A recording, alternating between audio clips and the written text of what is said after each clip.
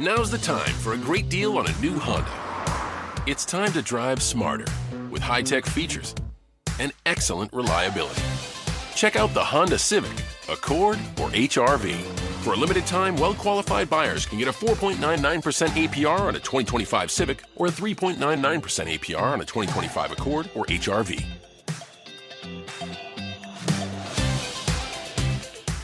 See dealer for financing details. Exclude Civic Si and Type R. If you haven't heard already, we have got ourselves a new sponsor for the podcast. That's right, Aperio Athletics. You ever wish you could give back to the community and get some awesome gym gear at the same time? Aperio Athletics has you covered with 5% of all profits going towards the Canadian Mental Health Association. What a great initiative that is. Sign up for their rewards program and receive $5 off your next order. Use code JUNGLE10, I repeat, JUNGLE10, to get 10% off your first order. Visit the Aperio Athletics online store at aperioathletics.com to claim the benefits and rewards waiting for you. Be sure to follow them on Instagram and TikTok at Aperio_athletic to be the first to know all the latest product releases and exclusive offers. This podcast is sponsored by Aperio Athletics. Okay, Joe, we actually have some pretty exciting news to announce off the bat to start off this episode. We are going to be giving away a pair of tickets to the tournament. So all you have to do, like this reel, follow us at Jungle Hockey Pod on social media, and then in the comments, at or tag or whatever you want to call it, somebody that you would bring to the game or you would bring to the Telus Cup. We're going to be giving away a pair of tickets from your former team, the Fraser Valley Thunderbirds. Yeah, the Fraser Valley Thunderbirds. They reached out. And we're doing a little collaboration with them to give away a pair of tickets to this year's Telus Cup. The Telus Cup is Canada's prestigious national U18 men's national club championship. It's an annual ice hockey tournament showcasing the best young talent in the country. So 6 teams are qualifying from all across Canada. You got Pacific, Western, Central, Atlantic, and Quebec, along with the host, which will be your Fraser Valley Thunderbirds. This year's tournament is being hosted at the Chilliwack Coliseum, April 21st to 27th. And like we said, the host, Fraser Valley Thunderbirds, will be welcoming the other 5 regional champions to play. So this event, best U18 players in all of Canada. You're going to be seeing tons of guys who are going to go on to play Mid-Dub, tons of guys who are going to be playing Junior A, probably a few guys who are going to be playing in the show, if not NCAA. Very, very high-end U18 talent here.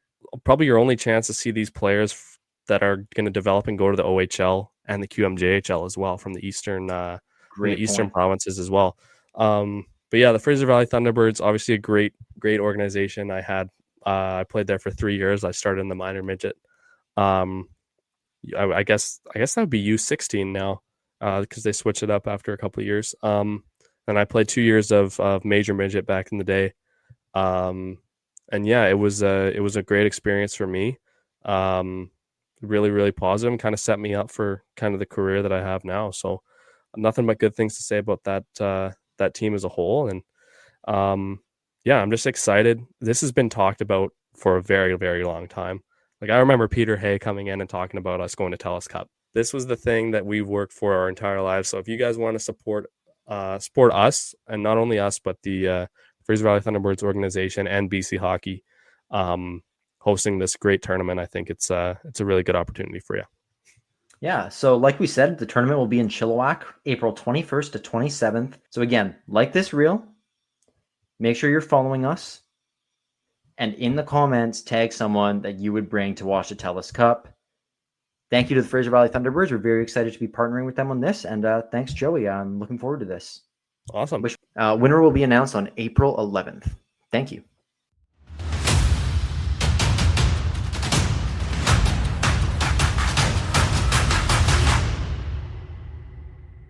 Yeah, I don't know. How's it been over there? I guess school's probably getting pretty close to the end for you. A month left or so, not even? Yeah, like a month left or something. We just got all our final project stuff, and it's like nice. I just can't. It's how quickly it's gone by. It's crazy.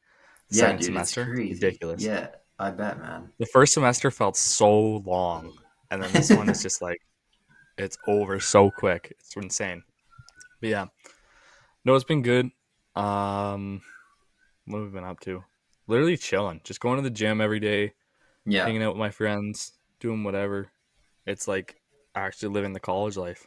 Nice, dude. Yeah, It's kind of it's weird. probably like obviously the hockey was unreal for you guys. You had a great year, but it's probably nice to have a little break and just It's a little chilling. relaxing. Yeah, it's nice. It's nice. And then we got our exit interviews today and everything, so everything's coming to Nice. a head for next year.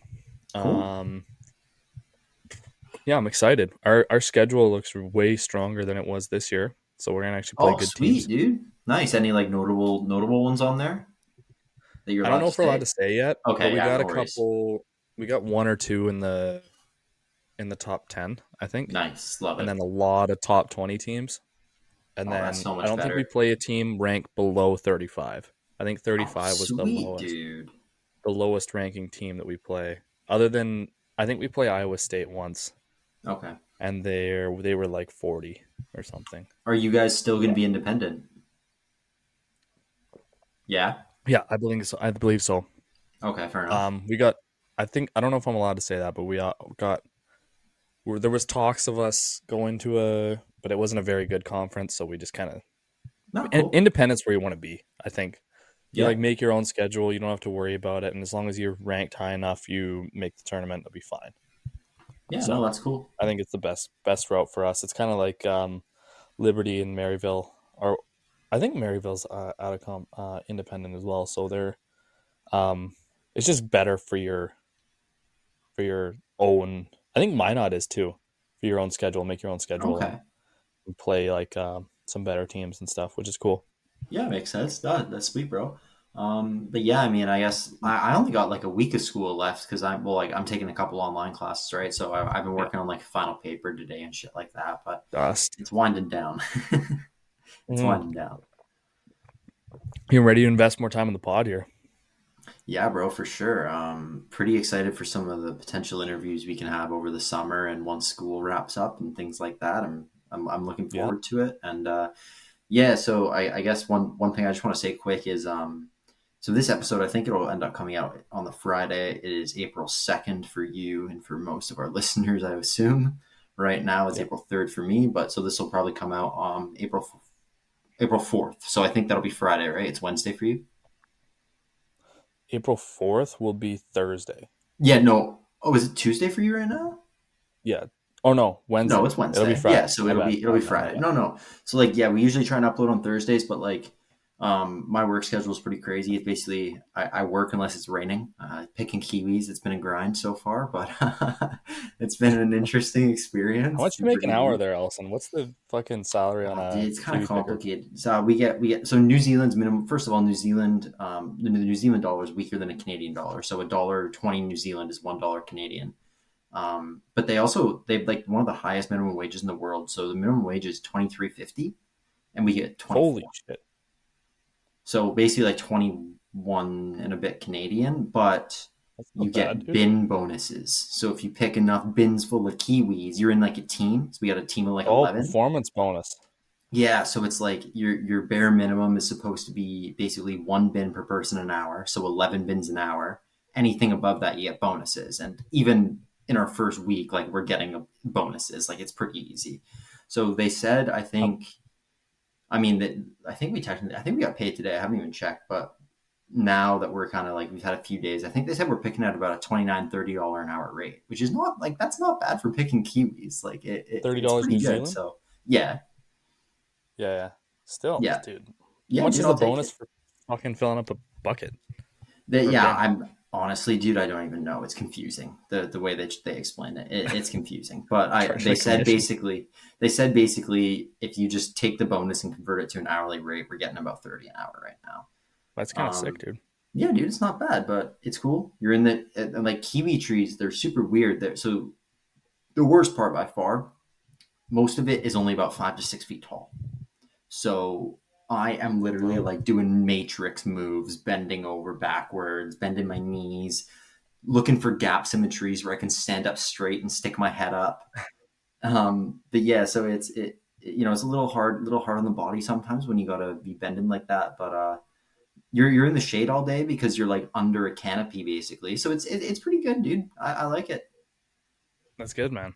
Yeah, bro. Well, You got the Canucks hat on. You've been following them at all? Yeah, I was gonna say, dude, that it's over. They're done. Obviously, St. Louis is on a 10-game heater. Oh my God, the Blues are on fire. Calgary right now. died last night. They lost Yeah. to Utah. Yeah. Utah's taken 6 points off the Canucks this year.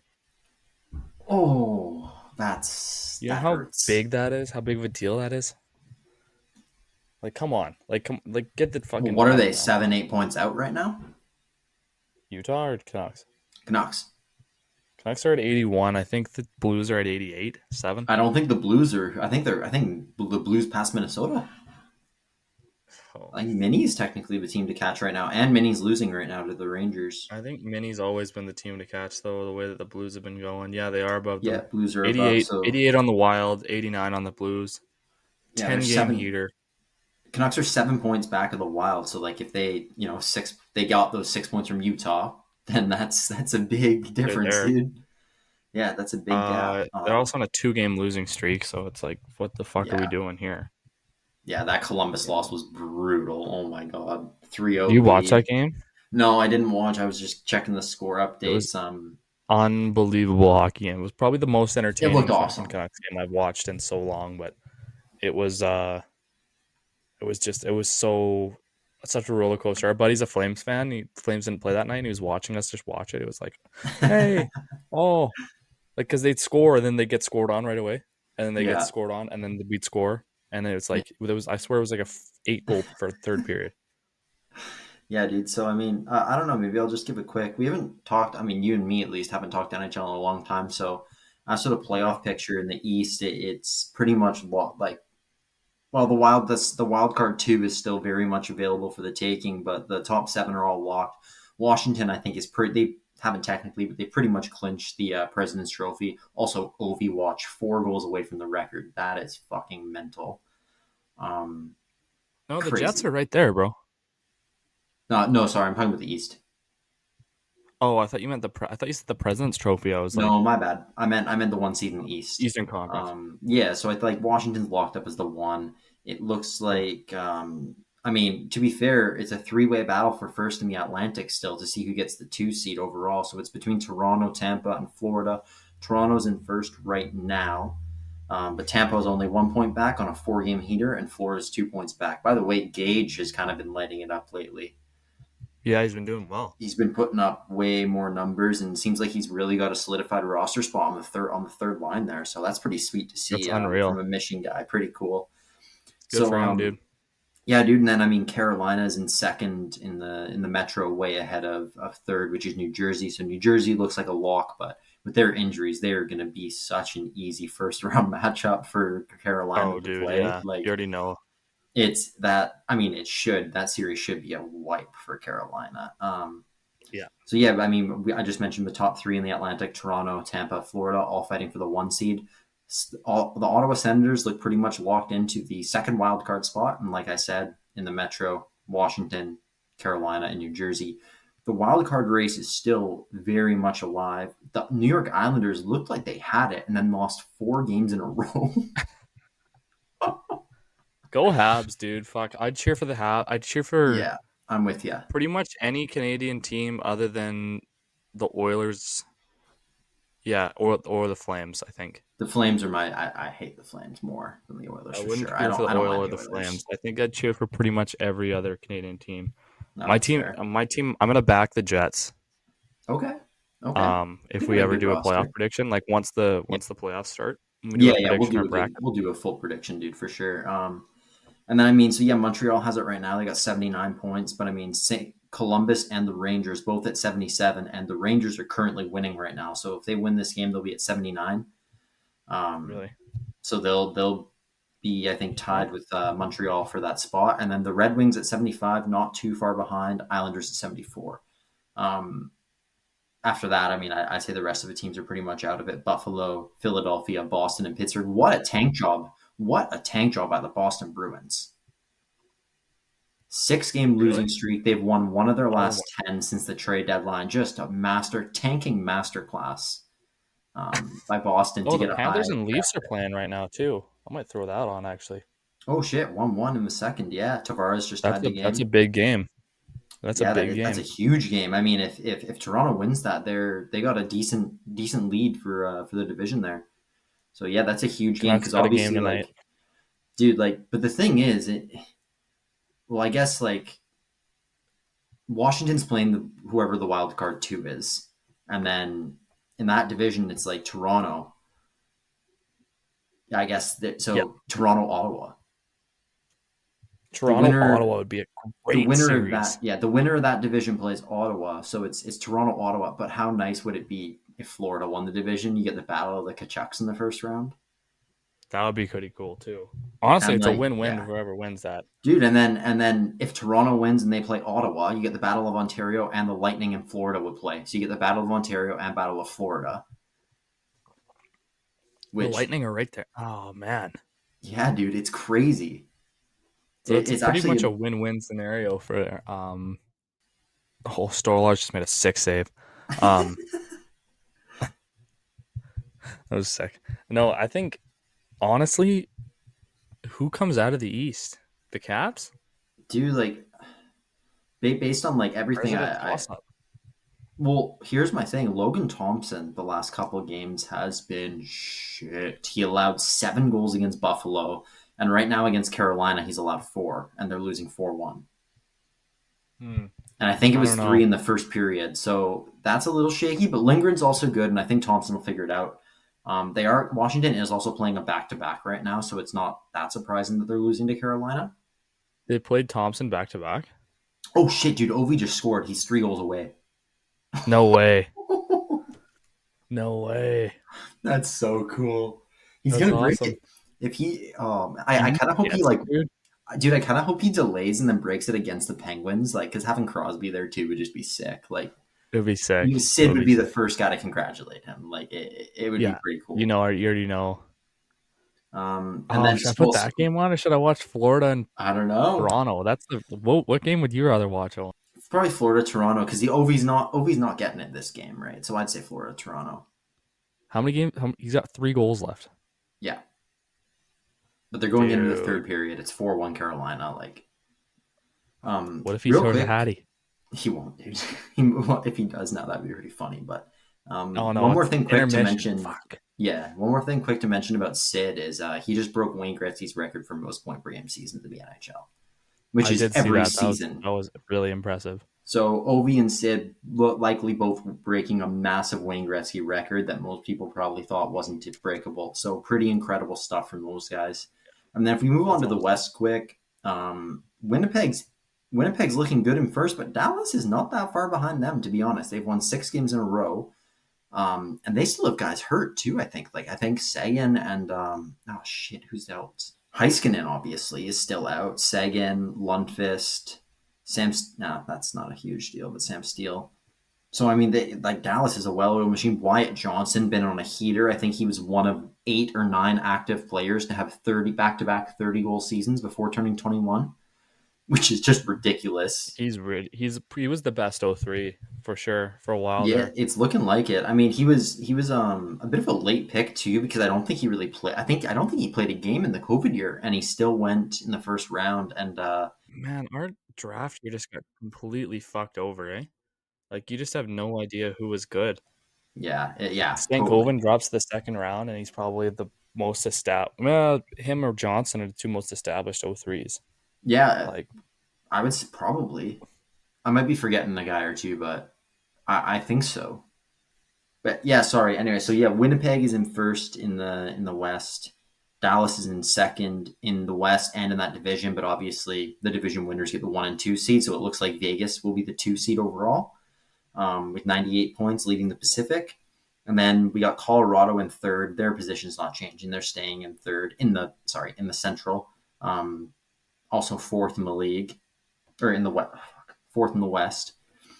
And then, yeah, St. Louis has passed Minnesota for the wild card 1. Minnesota is in the wild card 2. And I mean, I think the whole Western playoffs is set. It's just a bit of a battle for positioning, but at the same time, the only thing that I see changing is St. Louis and Minnesota, and then Edmonton and LA, which doesn't matter because they'll play each other anyways. So It's basically just who is Winnipeg playing in the first round? Is it Minnesota or is it St. Louis? Looks like it's going to be St. Louis. Minnesota's still struggling. I did see Kaprizov and Eriksson Ek are back to skating again. Minnesota's just been hit by the injury bug. They're a good team. But we'll see what plays out there. So you said you're riding the Jets in the West? I'd probably ride the Jets in the West. Who else do I like? Does this Blues team not give you shades of 2019? Maybe.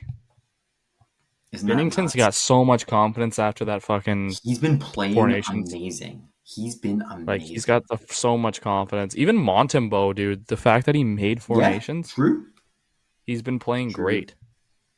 Yeah, dude. Did you see St. Louis's win against Detroit yesterday? No, I didn't. What happened? They were losing 1-0. Like, I think I don't know when Detroit scored, but it was like a 0-0 game for a while, 1-0 for a long time. St. Louis scores with 20 seconds left to tie and then wins in OT. Yeah, I did. I heard about that. I didn't watch it though. I actually That's watched it insane, surprisingly because I was in a very intense fantasy hockey. Oh yeah, your matchup fantasy where, hockey thing. by the way, James Veach, he's won the league. He won the league both years. He has been dethroned. I took him down in the quarterfinals. I was down by 28 points, which I don't know what guys use different scoring systems. I would say like the guy who has the most points in a week usually has around 100. So 28 points is a lot to be down by, and I ended up somehow coming back and beating him because Logan Thompson got a -6 in the on the last day, and then Bennington, I bet you didn't expect that, eh? Fuck. No, definitely not. So James Veach has been dethroned, and then it was yesterday where in my quarterfinal matchup I picked up Bennington off the waiver wire and got me a huge W in that comeback game. So I was watching it. There's so many good teams this year, Owen. Like, yeah, dude, for real. I'm just looking at the list. Everyone is so balanced. Like the top four in every, other than like the Metro. Yeah, the top four in Metro is every. two. Yeah, really. The top four, top five in the Central are all contenders. You want to real quick, Joe? Give me your legit contenders then. Every team you think could win the cup. Could win the cup? Yeah. Okay. You have to say the Leafs. I'm starting in the Atlantic. In the East. Go by division. Yeah. You have to say the Leafs. You have to say Tampa Bay. You have to say the Panthers. Yeah. Okay. Those are legit contenders. For the sure. Capitals, they've done it before. Yeah. The Hurricanes. Okay. I think are borderline contenders. I don't know if they're for real or not. I agree. It's tough without a superstar, right? Yeah. The Jets, the Stars, and the Avs are all contenders. Yep. And then I'd say just the Knights in the Pacific. Yeah. Not the Oilers. I don't like the Oil. No. Really? They needed a goalie. They refused to trade for a goalie. It's ridiculous. Dude, I saw a stat. I can't remember exactly what it was, but it was like the Oilers record if or when they get 900 goaltending, and it was like it was something. It was like 35-1 or something. Yeah. Or 35-1-2, something ridiculous. 900 it's like, is holy shit. Standard in the NHL. Like above a 900 is above at like 900 is average goaltending. Yeah. Yeah, isn't it crazy, dude? Like, why, like, Stan Bowman Masterclass saying they don't need or want a goalie? What was that guy thinking? What was he Mrazek thinking? is better than both. Yeah, true. Fucking trade a fourth for Mrazek, man. That's what Detroit did, I think. They gave up pennies for Mrazek, and he's been their new number one there. He's been one of the reasons they're still in the hunt, even though they've been struggling lately. Spencer Knight. Imagine how good Spencer Knight would be on the Oilers. Like, probably got to give up a first-round pick for him, second-round pick. Do they have a I don't know what pick? it. Probably, who knows? I don't know what it would have cost for them to get Spencer Knight, but realistically, as high as I am on him, I feel like Chicago's a good place because he'll develop with that team. Whereas if you threw him into Edmonton, the pressure is so high, it might not be the best for him. But yeah, dude, I don't know. Do you have anything else to touch on with the NHL here? Like any main storylines or Other than Ovi, no. I think it's good. I think it's I hope he gets it. Yeah, Who dude, they me got? too. Let's check. Let's see who the Caps got. I know their last game of the year is against Pittsburgh, so That would be unreal if he got lined up for that. They got Chicago. Dude, they got Chicago next. He might score 3 against them. He could score 2 against Chicago. He could get 1 against the Islanders. He could get 1 against the Blue Jackets. They got the Blue Jackets twice. Oh, dude, he's going to get it Hurricanes before probably that not gonna last score. game then. They have the Blackhawks, Islanders. Okay, Hurricanes. No. He probably Blue won't Jackets. score. Blue Jackets, Islanders, Penguins. He'll get it against the Blue Jackets in one of those 2 games, I think. That'll be it. You think? Yeah, that's my guess. How many That's does he have my left? 3 to prediction. pass or 3 to tie? Three to pass, I think. Unreal. Isn't it crazy, bro? 892. How many has he scored? 894? How many does Gretzky have? 894? Gretzky goal record, 894. So he needs 3 more to pass. Okay. 3 more to pass. I think he gets it this year. Yeah. Oh, dude, for sure. For sure, he's getting it. 1, 2, 3, 4, 5, 6, 7 7 games. He's going to score 3 goals in 7 games. Yeah, for sure. For sure. He's also 3rd in the NHL in goals, which is fucking mental for a 39-year-old. Like, Oh my god! And he's got another year, dude. You think he'll hit 1,000? No, he won't stay for 1,000. no, he won't stay for that long. He says he wants to go back to Russia when this contract's up. Wouldn't even stay for another year, eh? I don't think so. No, he's going to go back to, I think it's Dynamo Moscow, where he started his career, his pro career. Oh in right, Russia. yeah, Dynamo.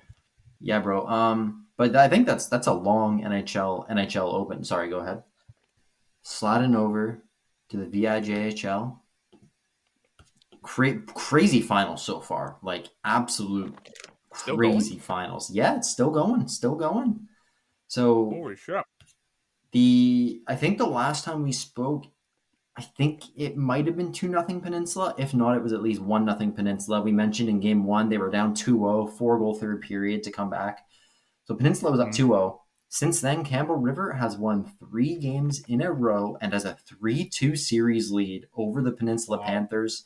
I believe they won game 3 in double overtime as well. So it was that close to being 3-0 Peninsula. Now it's 3-2 Campbell River. The last 2 games, game 4, Campbell River had a pretty commanding win, 5-2, and then last game shut Peninsula out. So Peninsula only has shut them out 2-0. So Peninsula only has 2 goals in their last 2 games played. Big game 6, and I believe that game 6 will be in Campbell River as well. I think. Oh, I don't know. The schedule is all over the place. Actually, I think it's going to be in No, it's going to be in Campbell River, and we all know. I believe it was Jaden Atwood played in Campbell River, and he told us about how crazy their crowd gets. And I've seen a couple of videos, and their crowd is no joke. They go absolutely nuts for that team. So I think Campbell River gets it done in 6 at home in the next game.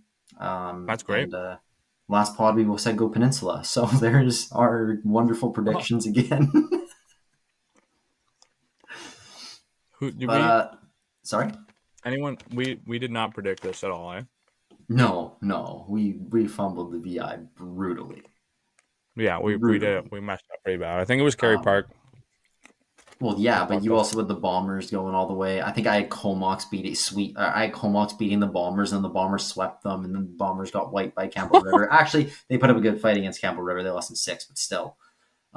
Just brutal predictions from us, dude. Like, it's been rough. Even our PJ predictions were brutal. Our KI ones have been a lot better, but I think I got the winner right, though. I think true. We both did, but I think the KI has been a lot more predictable, honestly. But not so predictable the other night was 100 Mile smashing Revelstoke in Revelstoke. So Joey, before that's just one a quick tidbit. You want to get us into what's been going on in the KI since we last spoke, which was before the conference final started. Well, let's run over the other side of the league, because everyone likes to. I always like to talk about the the side that I played on, right? Yeah, but sure, let's do it. Let's run over to the Kootenay Conference Finals. Currently 2-1 for the Border Bruins. Game in progress right now, though. At Kimberly. So, first game, Grand Forks gets it done 6-4. Big win. Next game, 6 rip at home. Yeah. But Kimberly responds when they head back to home ice. They won last night 4-3. And right now 0-0 game in progress. Like I said, so kind of a back and forth series so far, but I definitely say that Grand Forks looks the better team. Yeah, I think so too. Just from what I've heard, they've been pretty dominant. Astil, Burke, they've been doing their thing. They need to get good goaltending. When they get good goaltending, they'll be fine. And yeah, I think Grand Forks, I can't believe how far. I was talking to someone today about it. I can't believe how far they've come, man. That was the place you went to get banished away when you got cut, basically. Yeah, my crazy, first year. dude. It was a joke. Yeah, it's Such a pretty joke. crazy. But yeah, it shows what investment they got new owners. They've invested a lot of money in the team, and it just goes to show that like good owners can really push you over the edge, and it's like it's really impressive. Huge. Ownership is huge, dude. 100%. Just one more thing. So, Luke Davies, huge game winner last night in Kimbo. He scored with 2.5 minutes left to solidify them with that win to keep them alive in this series. And Joe, have you looked at the leading scorers in the playoffs in the KI? I have not, Owen. Can you tell me who they are? Yes, sir. So once again, Levi Astil is leading the KI in scoring in the playoffs. 19 points in 11 games, 1 goal, 18 assists. That's crazy. And I believe it was game 2, which was that the 6-0 win? Yeah, 6-0 win in game 2. Nash Wassing had a hat trick, and he's got 9 goals in 11 games in the playoffs for them. And honestly, this isn't a guy I heard of during the regular season. He had 30 points in 40 games. He had a good year, but I hadn't heard of him, and he's been maybe their best player in the playoffs. When you look at what he's contributed, so shout out to Nash Wassing. He also got KIJHL First Star of the Week this week. Can't remember who the other two were. Sweep, eh? It was a Grand Forks clean sweep. I can't remember who the other two were though. But yeah, dude, if you want to get us into the other side now, the Revy 100-mile series where 100 miles shocked everyone briefly. Mm-hmm. Yeah, so very briefly, Revelstoke was in trouble. They won the first game candidly 7-3. But unfortunately, it comes back. It's the 100-mile curse. You can never beat them and not let your foot off the pedal. It was always like a fucking problem with us. We'd always win, and then we'd let our foot off the pedal and then lose the second game when we'd go to 100-mile. Which doesn't make sense because they're at home. Revelstoke was at home, obviously, because they had a better true. season.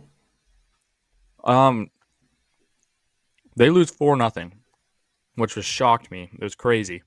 Yeah, it didn't even look like that. It didn't even look like that far off of a game. And then every other game, Revy scored 5 or more goals. Yeah. So the next one was 5-3 and then 8-3 yesterday. Monday, a 5-3 win for Revelstoke, and then an 8-3 win against at 100 Mile. So they are taking a 3-1 lead home with them. Hard to bet against Revy at this point. Yeah. I think they're gonna have a tough time in the final though, especially after playing this shitty hockey for the last 10 days. Mm-hmm. You think? What do you think, Owen? I don't know. Well, I had something I just wanted to mention to you. Did you see who started in that 4-0 loss for Revy? Yeah, I know. And then did you see who started the next game? I know. And I don't know. I guess you just go with the guy that keeps winning. Like Ponto lost that game 4-0, and then they've won the next 2 with Degenstein in net. So nothing against Ryder Ponto. He's obviously a stud. He got voted second for goalie of the year. He had a great year, but I think you got to give the net to Degenstein until he fucks up for now. Yeah, I'd say so. He is 6-0-1 in the playoffs here, Owen. Yeah. They've both played 8 games, which could be an advantage because splitting games does help. Mm-hmm. But like Blake Sittler throws up a 1.26 goals against average and a .958 save percentage, and they lost. Yeah. Just absolutely just dominant. But Degenstein is second in the league in goalie stats. They sort by goals against average. I don't know why, but second in the league. They both have played 8 games. I'd say keep riding the guy that wins. That's my advice to Yeah, man, I'm my with goalie you. coach there. I'm with you. Yeah. Another thing I noticed I was a little surprised by with Revy's scoring, not looking as very similar to what the It's regular never been season good, scoring. man. No. I'm just saying that the guys at the top are not the guys who are really at the very top in the regular season. Yeah, fair enough.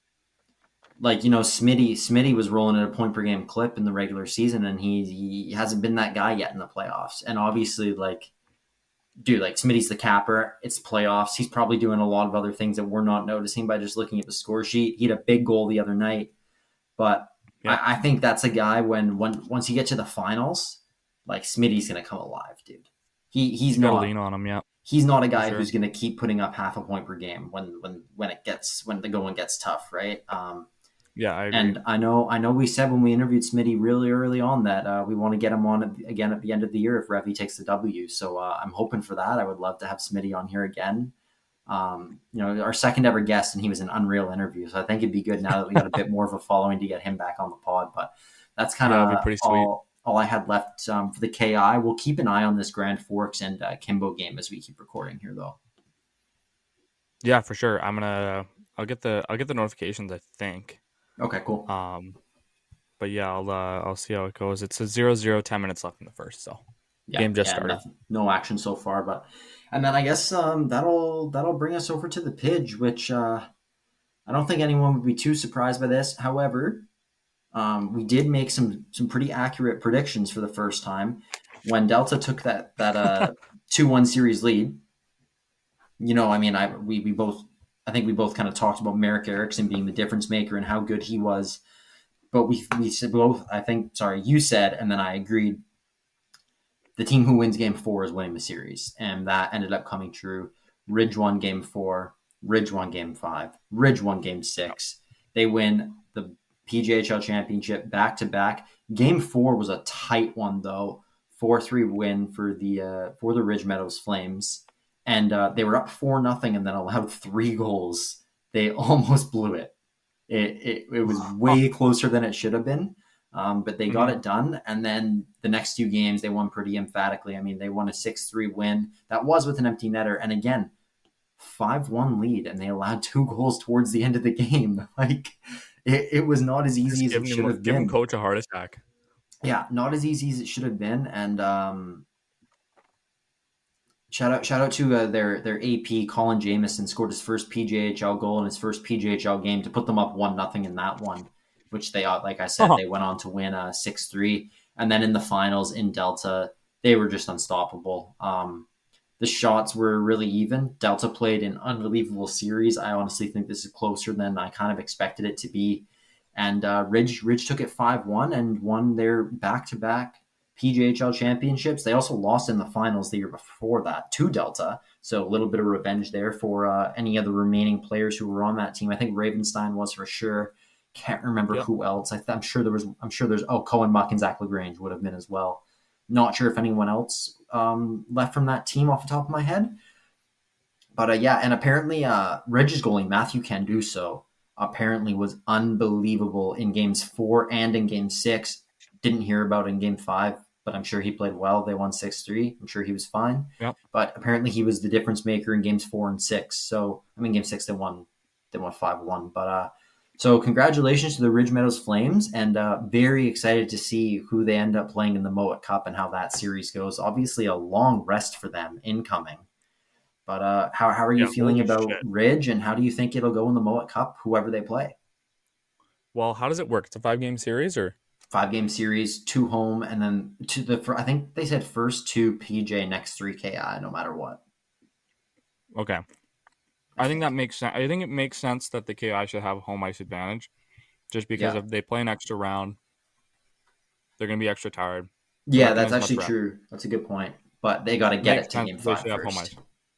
That's right. No, they'll have a home ice. They'll have a home game no matter what, right? Because 2, then they'll need. Yeah, sorry. Yeah. I meant they got to get it to 5 to get like more of an advantage. Right. Okay. But yeah, they get a home game no matter what. Take 1 away and then win at home. Be fine. Yeah. But yeah. So I think here's the thing. I think it's going to be really interesting to see how each team performs in a 5-game series against a team from a different league where you haven't played them all year. You have no idea who these guys are and how they play. Like, I remember playing Ridge. It was such skilled hockey. And that was without so LaGrange different coaching. Exactly. LaGrange got hurt in our game. Oh, okay, gotcha. I think. Or one of them got hurt or it might have been coaching. I don't know. I don't remember. One of those two got hurt in the middle of the game that we played. So, like, the first, 2/3 of the game was really high skill and high pace, and then Foster just took over. Right, He was so unreal, good. so. Now's the time for a great deal on a new Honda. It's time to take an adventure with rugged capability and commanding style. Check out the Honda Ridgeline, Pilot, or CRV. For a limited time, well-qualified buyers can get a 3.99% APR on a 2025 Pilot, a 1.99% APR on a 2025 Ridgeline, or a 2.99% APR on a 2025 CRV.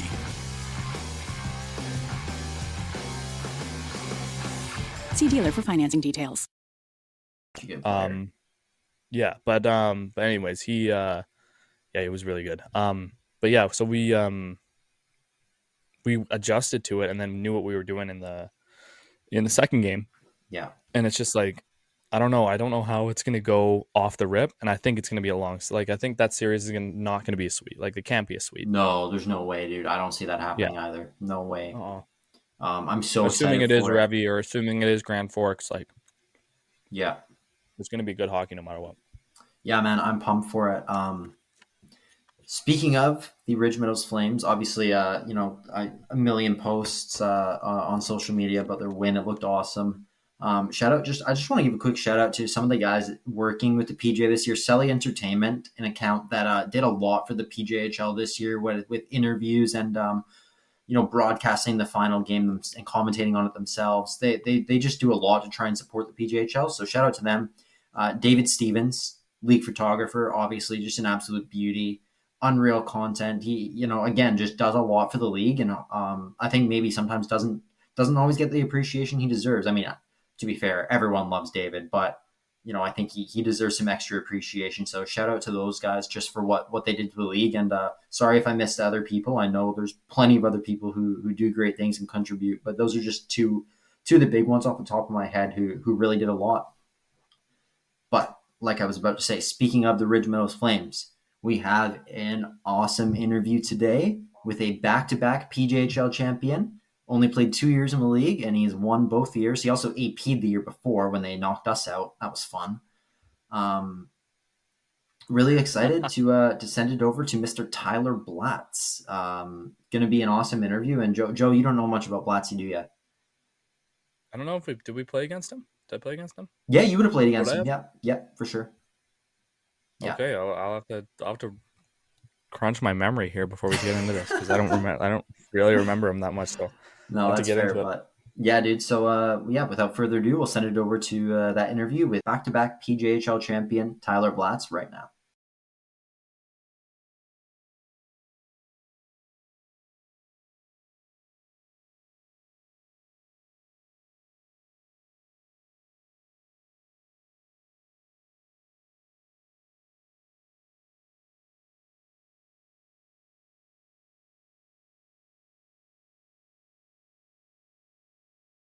This NHL season has been as predictable as a puck rolling on its edge. No one knows where it's going. But that just means there's time for your favorite team to figure things out, and games left for you to get in on the action at DraftKings Sportsbook, an official sports betting partner of the NHL. It's super easy for first-timers to get started. Try betting on something simple, like picking a team to win. Go to the DraftKings Sportsbook app, select your team, and place your first bet. And if you're new to DraftKings, listen up. New customers bet $5 to get $150 in bonus bets instantly. Download the DraftKings Sportsbook app now and use code THPN. That's code THPN for new customers to get $150 in bonus bets instantly when you bet just $5. Only on DraftKings. The crown is yours. Gambling problem? Call 1-800-GAMBLER. In New York, call 877-8-HOPE-NY or text HOPE-NY 467-369. In Connecticut, help is available for problem gambling. Call 888-789-7777 or visit ccpg.org. Please play responsibly. On behalf of Boot Hill Casino and Resort in Kansas, 21 and over. Age and eligibility varies by jurisdiction. Void in Ontario. Bonus bets expire 168 hours after issuance. For additional terms and responsible gaming resources, see dkng.co/ice. Our next guest is coming fresh off of winning his second PJHL championship with the Ridge Meadows Flames. They went back-to-back over the last 2 years. From Langley, British Columbia, I'm pleased to welcome to the Jungle Hockey Podcast, Tyler Blatz. Blatzy, how's it going, buddy? I'm great. How about you guys? Good, dude. Good. That was a sick intro one. No, that was a great intro. Yeah, no, I'm glad you liked it. But no, we're To the point. I love it. Yeah, I mean, we obviously, ideally we'd like to get on someone from each of the teams who ends up winning their respective leagues. So obviously, you guys won it. Was it 2 days ago? Yeah, Sunday, 3 days ago now. 3 days ago now. Okay, cool. Yeah, so obviously we're really excited to have you on. I mean, we had your GM Derek Bedard on earlier in the, and that was a great interview. Great guy, by the way. Yeah, he's awesome. Yeah. So no, we're looking forward to it, man. I guess we'll kind of just hop right into it. We'll save the championship talk for a bit later, but you kind of want to just walk us through your early hockey career. I mean, like I mentioned, you're from Langley, but when and did you get started playing hockey? How'd you get into it? Whether it was your parents, role models, whatever it was, and just kind of give us the beginning of your hockey journey. Well, I started out in I live in Aldergrove, but okay, I faked my address so I could play Langley, so I didn't have to play Aldergrove when I was younger. Because my dad grew up in Langley, that's where he played hockey.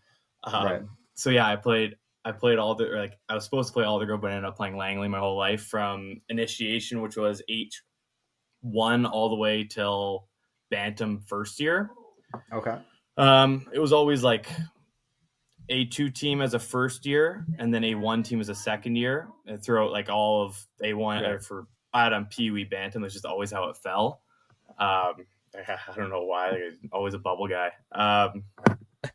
And then ended up on my second year Bantam, I ended up trying out for the T-Birds as a U15. That was the year COVID happened, but tryouts were in the summer. So I already had made the team as a bubble player. The coach really sat me down and said, "We're taking you for your size. That's all the reason we're taking you." That's it. That's what he said.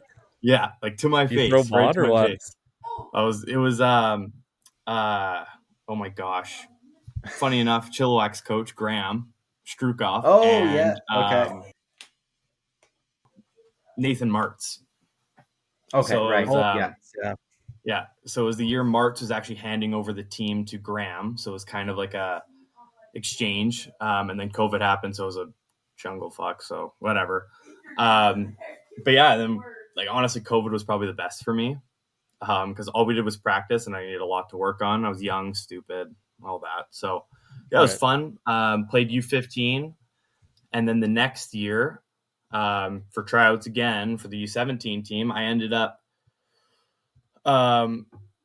going up with the U18 team for a while and playing with them. So all those 04s when I was in 06. And obviously I thought I made the team when Crampton ended up making the dub team that year. Yeah. But no, they said, you go play U17, we'll take a forward and put them on defense. So I went and played U17 that year. Yeah, brutal. But it was probably best for me anyways. I still played a shit ton of games with them. I got stuck up in Hope with them after that Kelowna tournament. Oh, I remember Rylan telling me about that. Yeah. That was crazy. It was with the Chiefs too. It was the T-Birds and the Chiefs were stuck at a Ricky's for 50 hours straight.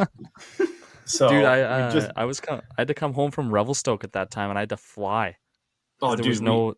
Yeah, it was awful. It was awful. Everything was shut down. So we're stuck in Hope. There's nothing in Hope. What are you gonna do in Hope? We're stuck out when there. You're in the Rickies. Exactly.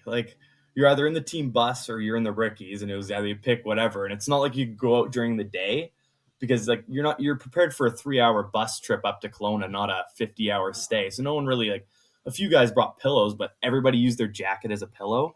So we're all stuck. You can't go outside, can't get it wet because you're sleeping in with like water all over you. So yeah, we kind of picked and choose when we went outside. But yeah, it was fun. And then we ended up going to like a camp in Hope. I can't remember the name of it. It was like a camp. We stayed there for another 2 nights. And then our parents finally decided, okay, we're getting our kids home. So we took a helicopter home. There's like 4 different helicopters, and we all hopped in a helicopter and went home. What was that like? You did that's sick. Yeah, with the team, with all the boys. I got sick pictures. Like, so we're in Hope, and you fly over Chilliwack and Abbotsford, and you see the floodings everywhere. It was pretty like crazy. Like the number 1's underwater. Yeah. Yeah, it was pretty cool. It was my second actually helicopter ride because in Pee Wee I got stuck up in Hemlock or Sasquatch Mountain. So I took a helicopter ride down from there. So it was my second helicopter ride in like 2 years. Like, due to rain That's as well. unreal, dude. Yeah, it's pretty crazy. And the best part is I didn't pay for either of them. I'm a skier. Yeah, okay. I can't board for. I feel like we got to rewind a bit. That was that. You dropped a lot on us there. Fuck. Yeah, man. So okay, let's so obviously first, like you said, the COVID year, you had a lot of practice. But what was, I mean, obviously you're moving on from Langley to the T-Birds. And so did you know a lot of guys like what, and then you're not even playing games. So what was like that COVID year like, especially while transitioning to like a new organization for you? Honestly, like it was the same. I moved over to the T-Birds with like 6 of my best friends. Oh, like we all went from Langley to T-Birds that year. All of our parents sat down and were like, oh, okay, like it's more expensive, we know, but they need the exposure. We don't want to send our kids to academies. Because some of our buddies, their Bantam first year went and played academy, ended up not liking it. They wanted to go to school with their friends again. And like, so the alternate was going to play zone hockey. So we all went and played for the T-Birds because it's close to home. A lot of great things. That's when Benson was still with the program, and they're really like they're huge. That was when the T-Birds were disgusting. Like 2019. I was on that team, man. Fuck. Yeah, they were so nasty that year, man.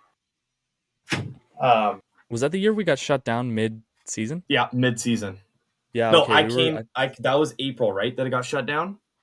Yeah, or no, March, because we were getting ready to play. It would have been the year George. you had. No, Joe, it was the year after. It was the year. So you would have been midget 3rd year. They had nothing that year. So that was my 3rd year. Okay. Yeah. Yeah, some crazy stuff. The best part about the transition was it was so easy. Like we had a bunch of Chilliwack guys, Mission guys, but majority of them were Langley guys on our team, on our U15 team at least. So it's super easy to get along in that room. And we had a lot of great personalities in there too. So it was a really easy transition. It wasn't anything crazy. And with the coaching, like it was awesome. Like we scrimmaged every practice, or we did skills, or it was just fun. So it was never really like, I don't want to go to hockey today just because we don't have a game next week. It's more like, okay, we're going to go get better and then have fun at the same time. And it was always like a super competitive group. So there's no really worry about the competitiveness. So, yeah. Yeah, that's good. I remember cool. You guys were at Abbey Center with us, right? Yeah, so nice, man. It was so much nicer than what everyone else was dealing with. And then, like, when you're U15 and they let you into the U18 room when we still had the Abbey Canucks room. Our room was fucking sick. Dude, our room was unreal. And, like, I had knee problems back then. So, like, I'd go into the trainer room it was like 3 ice tubs in there. They got it was desk. sick. Like, it was awesome. It was so cool. I remember being like a 15-year-old in there, and you're like, this is way too much for me. Pretty sick, dude. Yeah. I remember because ours was different. So I played minor midget with Fraser Valley. So that was when it was before just major bantam was even a thing. Yeah. Or major bantam was even a thing. So it was just first-year midget players were only allowed to play. And I got called up to practice or something with the U18 team, and I got to fucking dress up in that room. It's so dope. And then to move in, see your nameplate on that on the stall is so cool. Right above your head is so unreal. Yeah, it's so sick. I actually sat beside Benson my 3rd year, which was pretty sweet. me and Armin Owen, and then Benny was the casual little flex in there. I love that. Yeah, it was sick. We used to fuck with them. We used to fuck with them all the time, but no, it just reminds me of COVID and shit. Because after that, all the guys started leaving. Like that guy was the first guy to leave. Yeah, right. 100%. Like that guy was the first guy to run up to the dub. I remember Tyson Dick went to Cranbrook. A whole bunch of guys start going to BCHL bubble shit, and it's just like everyone starts leaving. So, but we were pretty good that year, I think. Yeah, you guys were nasty. Everybody looked up. It was the Chiefs. It was always the Chiefs and the T-Birds those years.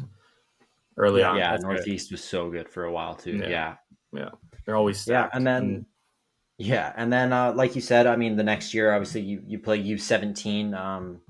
You ended up having a pretty good year statistically that year as well. I don't even remember if you said so that was you started the year U18, right? That was when kind of like I was playing in there. We had the way the T-Birds did it was the U17 and U18s were kind of like the bubble players were kind of like mixing, like the top three. Like it was me, Dugan, like Peterson. We were practicing with them and playing like here and there, and then I ended up getting like that U15 to U17 jump. I took a huge leap in my game, like that that hockey and all that skill, like really really worked for me. Really helped me. So I almost cracked that U18 lineup. So I went out on a lot of games and stuff, and so did Dugan. So yeah, it was awesome. Nice. And then so you had a really good statistical year playing U17, and I don't remember. I mean, obviously my brother was on the best D partner in the league. Come on, Rylan Elson. Give me that. So I don't remember how that year ended up playing out for you guys, but was that the same? Who were the coaches that year? So that year was oh my gosh, such a beauty. Shorter. He's a harder coach. Oh my gosh, why can't I remember his name? Super great guy. He was a hard-nosed coach. He was a sick guy.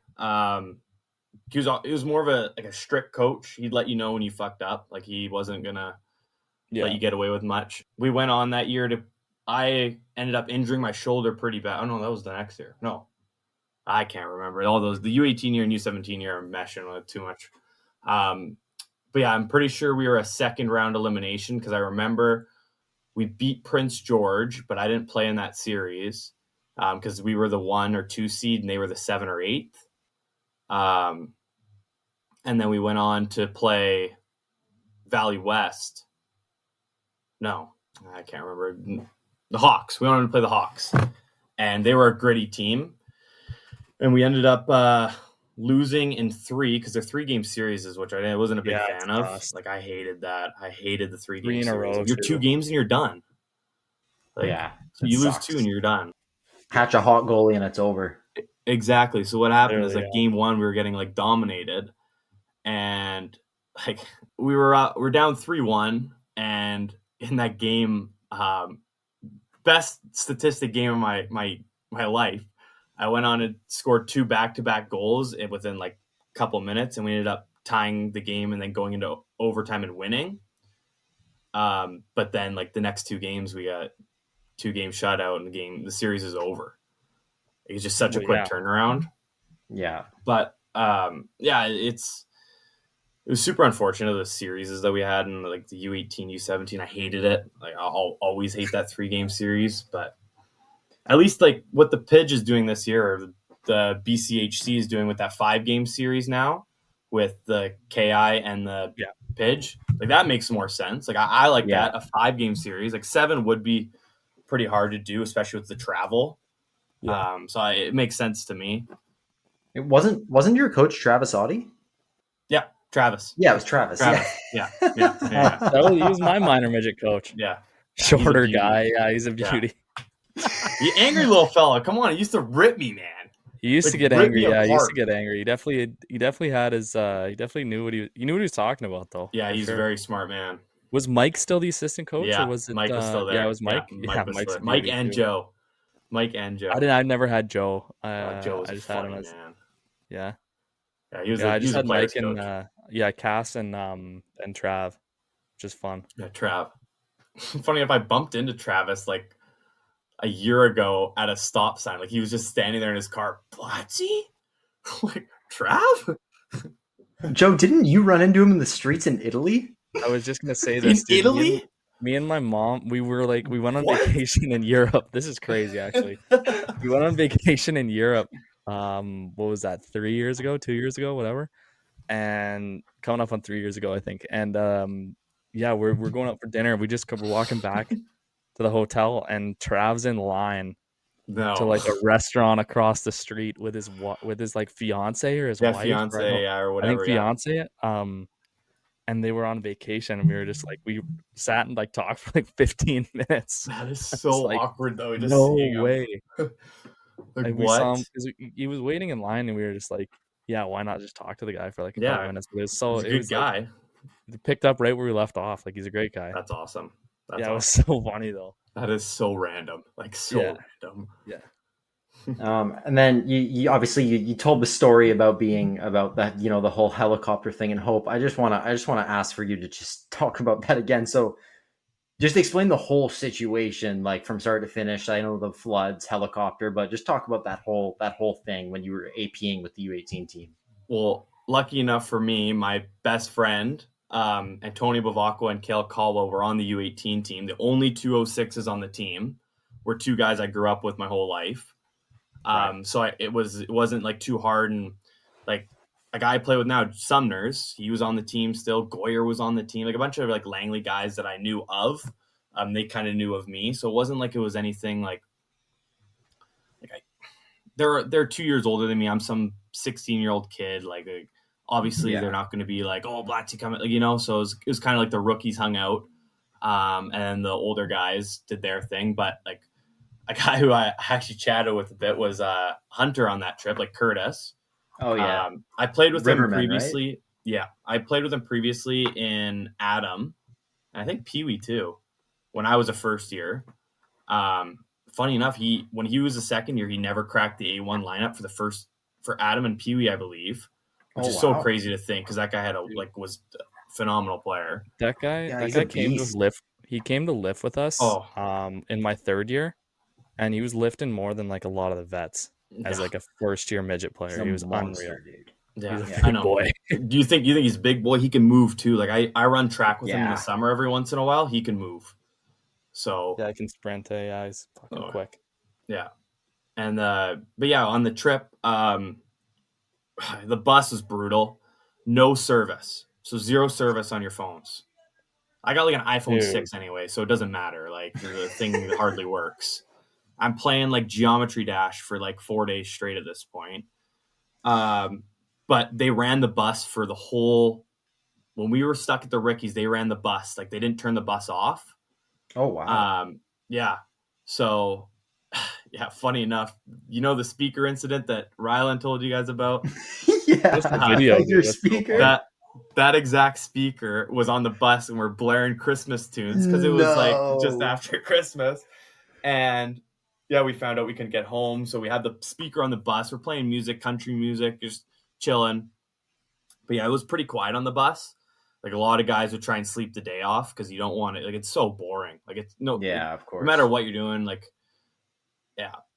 Some parents, it was really great because some parents were stuck there with us. So like it was really easy. And then we literally cleared out the gas station. Us and the Chiefs cleared the gas station of their snacks. There's no food. There's no food.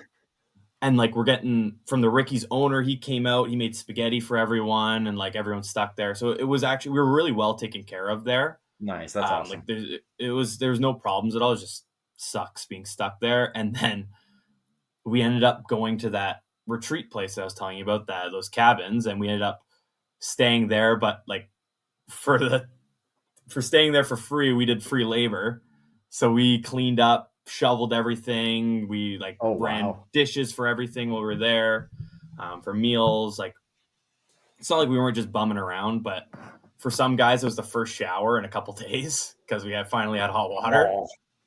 So it was nice though that we finally got the shower, but man, it sucks. Like, yeah, there's endless amount of stories that I could go on about that trip. Like being a 16-year-old and watching all these guys that are 18 wrestle in the dorms going at it. Like, so funny, like fighting for who gets the top bunk, who gets the bottom bunk. It was awesome. Like I've got some funny videos on my phone of that.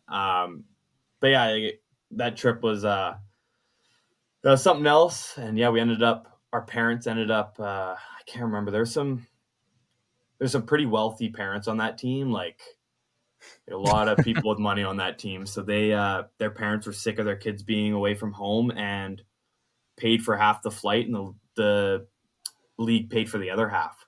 So one of the dads stepped forward and helped pay for the flight, and we ended up all coming home free of cost, basically, except for him. That's unreal. Yeah, that's crazy. A great guy. Oh, and his son was our goalie that year, Angus. He's such a good guy, like such a good guy. Well, Angus, I can't remember his first name. What's his last name? Yeah. Super great guy though. You could never tell they were one of those down to earth kind of guys, you know? Yeah. Right. We used to do goalie camps with all the with all the goalie coaches. The goalie coach did it with all bring like all the guys out. U15, U17, U18. Yeah. So I forget his name. But super great. It's sick set of gear too. Sick custom. Yeah, I always had the sick pads. I was always jealous because he got new gear every year. Every year. It was sick. Yeah. That's pretty funny. Well, that's an unreal story. And then obviously your next year you move on to U18. I believe Wes McLeod was your coach that year, but you also got 2 games of BCHL experience with the Chilliwack Chiefs. So tell us a bit about that, and then you joined the Ridge Meadows Flames to the playoffs, and I was everywhere that year, man. helped crush my dreams for the first time in playoffs. So you just tell us about your I can't wait to get to that. Your T-Birds, your Chiefs, and your Ridge experience that year, because you played pretty much the whole playoffs with Ridge. Yeah, for Ridge, I ended up playing game 5 against you guys. That quad OT game. Yeah, the quad OT game that ended at 12:30 at night or in the morning, I guess. Yeah. Yeah, that was a fun way to go. The barn was packed, and then by the end of the game, there was like 10 people in the stands because the game didn't end. People stuck it out pretty good. Yeah, but all the kids that were all screaming, it was quiet after a while. There's definitely some tired people. But yeah, that year kind of sucked for T-Birds because statistically our team was loaded. Like I think we had 9 guys go on to play the BCHL the next year, 10 guys maybe.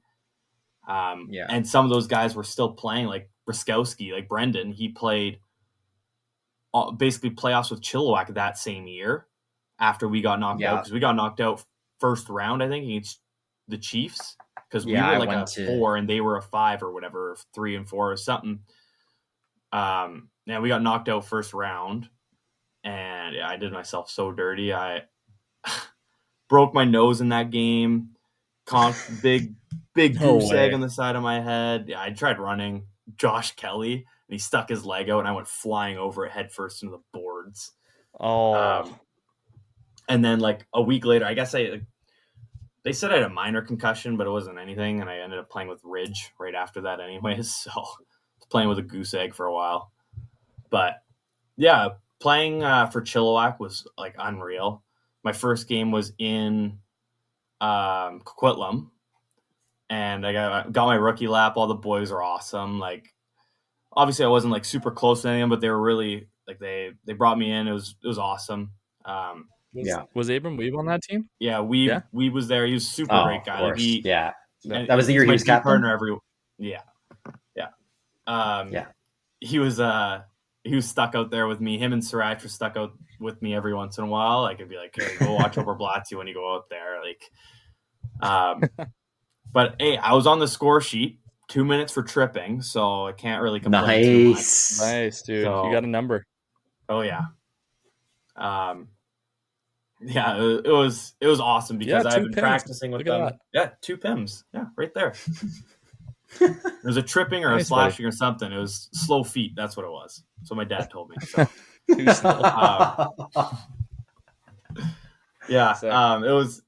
was awesome though. Like, I got to practice with them. Like, the next year was the year that they left the Hockey Canada, and I ended up practicing all of September with them until the cutoff, where you had to either play in the BCHL or Hockey Canada. So I didn't expect to go back after that year. And then I got a call in the summer saying, okay, Blatz, you're coming to camp. I'm like, okay. I was literally golfing. I was out on the golf course when Brian called me, and he was chirping me about my golf game a bit, but he's a super great guy. I really like the staff out there in Chilliwack. Like it was a very well run program. Like the facility in Chilliwack is top notch. Like if you're going to go in the BCHL, that's one of the spots you want to be. Yeah. But yeah, I got to play a couple games, and the game in Chilliwack I got to play was it was sick because I think it was Star Wars night. So it was a pretty packed barn. So like there's a lot of people there. Yeah. It was pretty cool. Who do you guys have? Do you remember? We played Langley. And, Nice.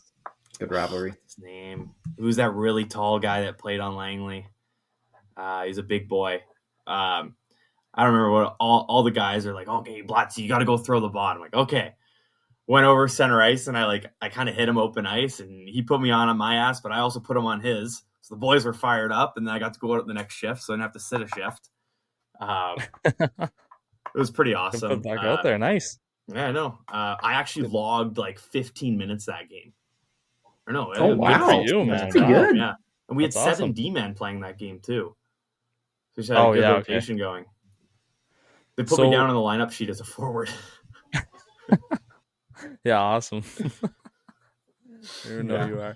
So, kind of a turnaround year. You play for 3 different teams, but you land in Ridge. How does that first year go? How does that how does that lead into like kind of this year? With the team you guys put together, because last year I remember you guys were pretty solid. Like, overall, it was you guys were a tough team to play against. So it was. I'm just interested to hear about how it went into the recruiting process and how that year went, and then lead into this year. Well, and they crushed us in the playoffs last year too. Yeah. It was funny you say that because I honestly I didn't really think the Pidge was an option at all. Like when I was going into that, like I was going to go play at my 3rd year at U18, but it was kind of like if I didn't go play playoffs with Ridge that year, I probably wouldn't have gone to Ridge last year.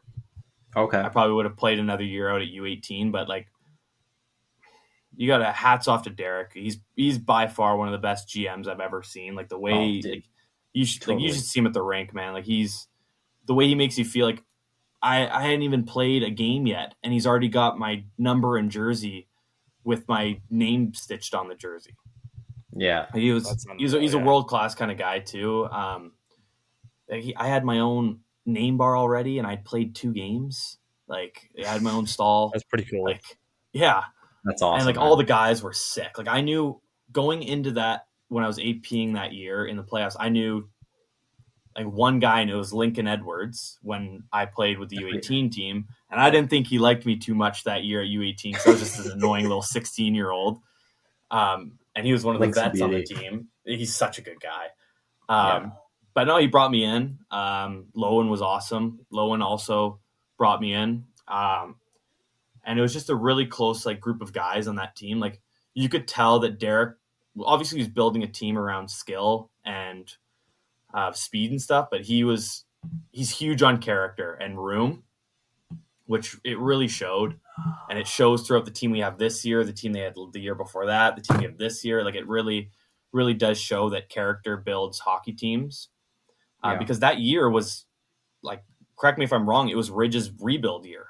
They're the oldest player on that team. Yeah. Like the whole team was all 06s, 05s, and 04s. There was 2 03s, I think, on that team. Yeah. Was it Foster and Link? Link's in Foster, 04. It would have been Steputat. Steppy's in 04, is he not? No, Steppy's he's in 03. No, he's in 03. He's 03. Well, Steppy at the start of the year. Yeah. He was still there. But yeah. He stole him. Steppy's actually a great guy. I really Love like him, him man. when he was Such there. a beauty. Yeah, like such a good guy. He's super funny, man. Like when him and Husey weren't going at it, man, he was the funniest guy around. Like, oh my God, he hated Husey's guts, but super great guy. So, yeah, that's good, dude. Yeah, I know all about that. Oh yeah, I heard about it all the time because I actually like that when I was my first year when I was a rookie. I actually chatted with him a lot. Like I really liked him, and I heard about it. But it is tough. You're a 20-year-old and you're getting sat, so like you understand why you want out. So, Yeah, fair enough. anyways, yeah. But playoffs that year was something else. Like obviously playing you guys going to quad OT, my first ever game in playoffs in the PIJ was honestly a turn off, but it somehow brought me back. Like I just remember being so gassed. Like so gassed. Yeah, dude. Like it's midnight and we're still going out for the fourth overtime. Yeah. Well, I think I assume like we were rolling 9-4 from first OT until the end of the game. Yeah, like that's crazy. We had 3, like I think 2. Well, maybe not as much for the D, but I know for a fact we had 2 forwards who had maybe 1 shift a period, all 4 overtime. So it's like we were basically rolling 9-4. So you were just It got to a point where it was like you couldn't even feel more tired. No. It was just like it was just the reserves kick in. The game got so sloppy. Like the game got so sloppy. How'd the goal go in, boys? Winner. Game winner. Little Theo Koshin fan on a wrist shot 5-hole slipped in like from the blue line. From the blue line. Did you do on purpose?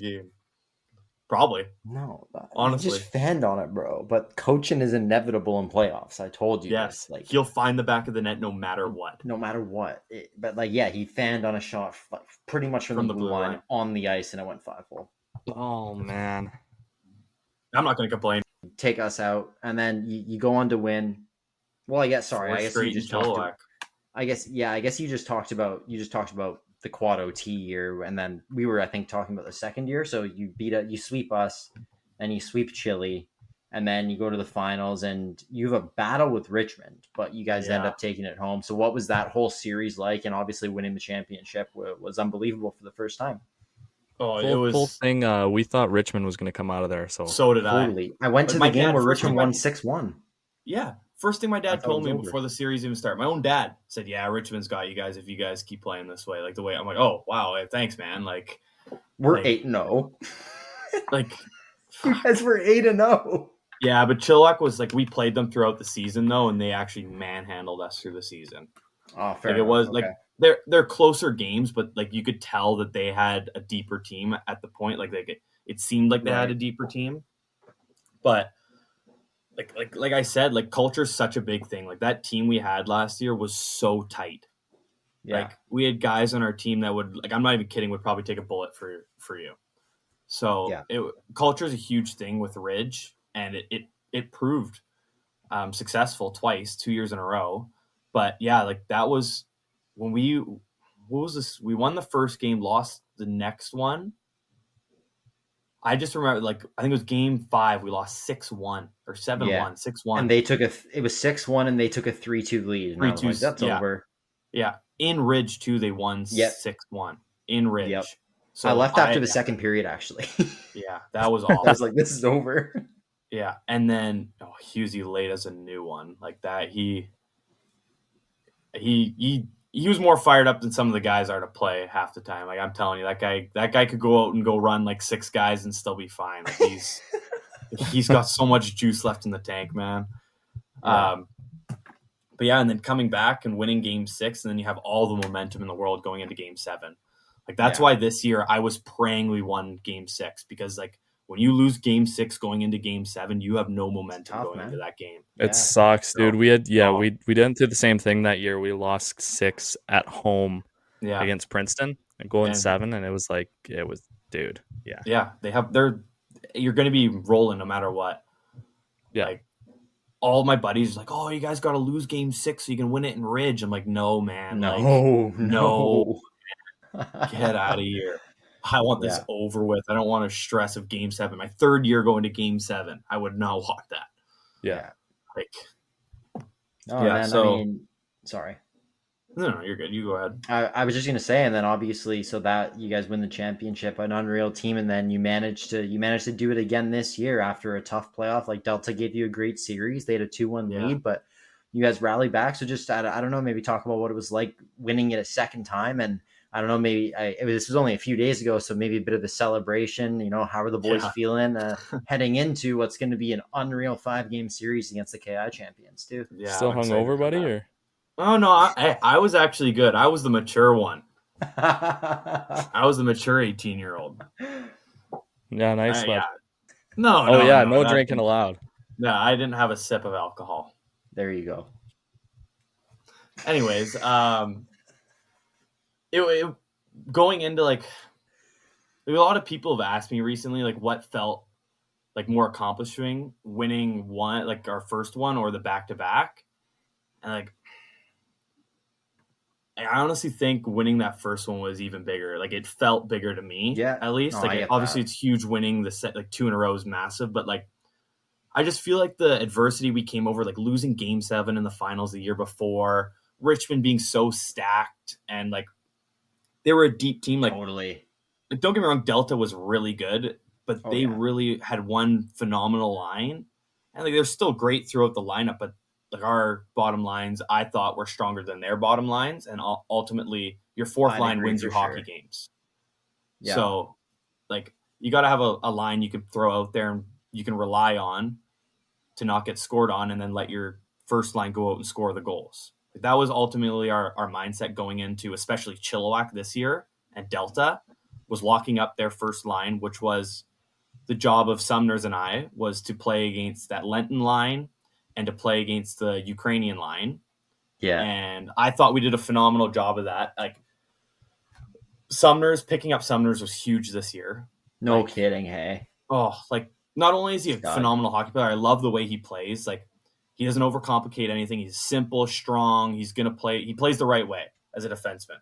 But he's also a sick room guy. Like he's just such a great guy, great human. Same with Appizato, like 2 huge pickups for us. Yeah, he had some big goals in playoffs, man. Oh yeah, Appizato, and he's a great guy too. He stepped it up when he needed to. He proved why we won that trade. So, all that was great. But I honestly think this year, what really said it was we were. Like I know it was a sweep against Chilliwack, but that felt like one of the biggest battles like I've ever played in a hockey I totally series. get that, man. Yeah. Like it felt like Game 4, it felt like Game 7. Like that's what kind of a game that every game felt.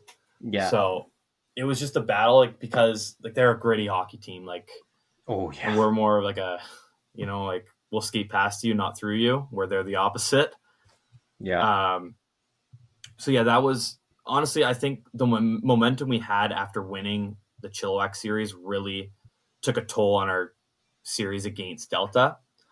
Like, I think some of the mindset was if we win against Chilliwack, we have we're going to win the Stony. So honestly, didn't work out in our favor because I thought we were sloppy in game 1 and 2 against Delta.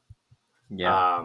Even though we pulled out the win, like having a goaltender like Canduso hold you in hockey games is just like, he was phenomenal. You can't ever he had one rocky game where he let in one bad goal and he doesn't let anything get to him. So That's he great. got pulled. He got pulled from game 3. He got pulled and then he got thrown back in the net the next period and didn't let another goal in. That's amazing. So yeah, it's huge. That's hard to do, dude. Oh, dude. Yeah, no kidding. Yeah. Like the kid is like just so dialed, man. Like so dialed. It's awesome. Yeah. Yeah.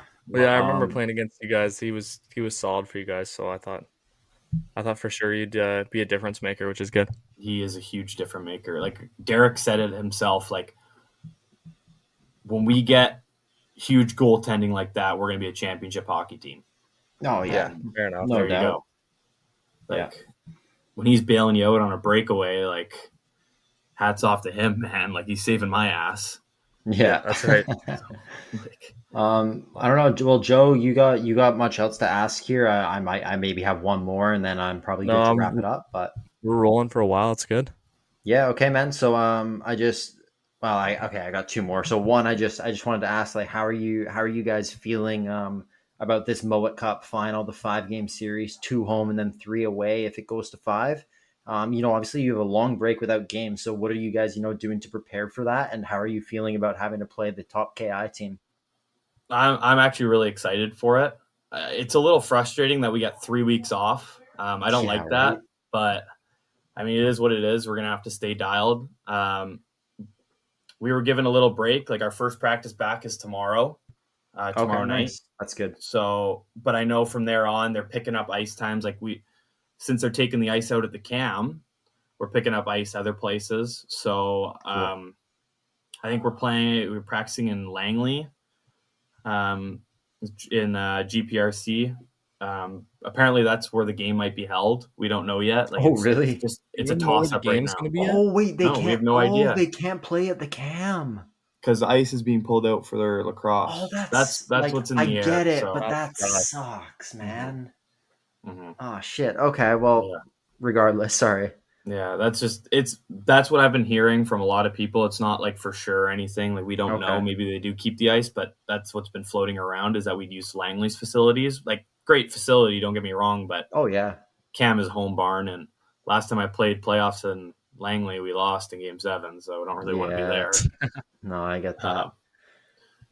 But yeah, it's a toss-up, but I'm super excited to play the KI. Like getting to play against them in the prospects game this year, you got to see a lot of their young talent. And like there's a lot of commits out of there, like with the WHL and affiliates. So it's not like it's a weak league by all means. Sure. I'm excited to see what they bring. So I'll be interested. I'll be watching that for sure. Yeah, we'll both be watching for sure. Yeah. And then maybe just my last one here. I just want to make sure there's no like if you got any unreal stories you got to tell from whenever, whether it's junior, T-Birds, any time in your career, or just a good memory, anything you want to just finish off with, or you want to talk about before we wrap it up. Oh God. It's all good if not, but story time. Hockey. There's too many stories in hockey, man. Like, God, it's hard to pick one. You ever have to do story time in court? Oh yeah. Oh, there's been some good ones. Oh God. So what's like, what was your go-to? Like, what's your story time when you say it in court? Story time. So when I was a rookie, story time, like Ravenstein was super good with our rookies and stuff. Like he was hard on you, but he'd also like let you get away with like if you're short a few dollars, he'd be like, shh, like it's okay. I love good that. guy, I'm but glad to hear that. Yeah, for story time, I think my go-to story time was, oh God, which one was it? Oh my God, it was I think it was actually I probably can't say that one.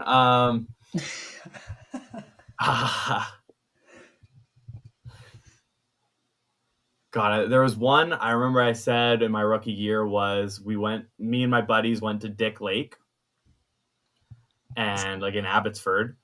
And all the boys started chuckling as soon as you say Dick Lake, like, so you already got them there. And we're out just being boys, drinking, and like, you know, there's guys over there playing volleyball, and we're just like, fuck these guys, like they're taking up half the beach over here, like. So It was me, a bunch of BCHL guys, all my buddies who I grew up with, and we're all just like, hey, let's start some shit, like, why not? So they had pizza, and one of my buddies went over and stole a slice of it. Just took it, and the guy's like, "Hey, what the fuck are you doing?" And he's like, nothing. Like I just thought this was free." Like I ended up starting rumbling and going on and started like throwing sand and like kicking sand at each other, and then just drama queens. And these guys are like 25, man. We're like 17 at the time. We're just starting to pick fights with these 20-year-olds. And one of my buddies, he's more mature. He's like, "You realize you're trying to pick a fight with the 17-year-old right now, right?" And he goes, "You guys stole our fucking pizza, man." And they started getting this screaming match with a bunch of like 20-year-olds, a bunch of idiots, man. Like, did anything come up? And you guys didn't throw down or anything? Oh no, we're a bunch of pussies. Don't let them fool you. We're just a bunch of all bark, no bite. Like. That's still let's start some shit, but they're not going to do anything. No, that's great, enough, dude. Yeah. That's great. That's a great way to end it off. Well, thank you so much for coming on here, man. Really appreciate you giving us your time, and that was a great interview. You had some really. Now's the time for a great deal on a new Honda. It's time to take an adventure with rugged capability and commanding style. Check out the Honda Ridgeline, Pilot, or CR-V. For a limited time, well-qualified buyers can get a 3.99% APR on a 2025 Pilot, 1.99% APR on a 2025 Ridgeline, or a 2.99% APR on a 2025 CRV.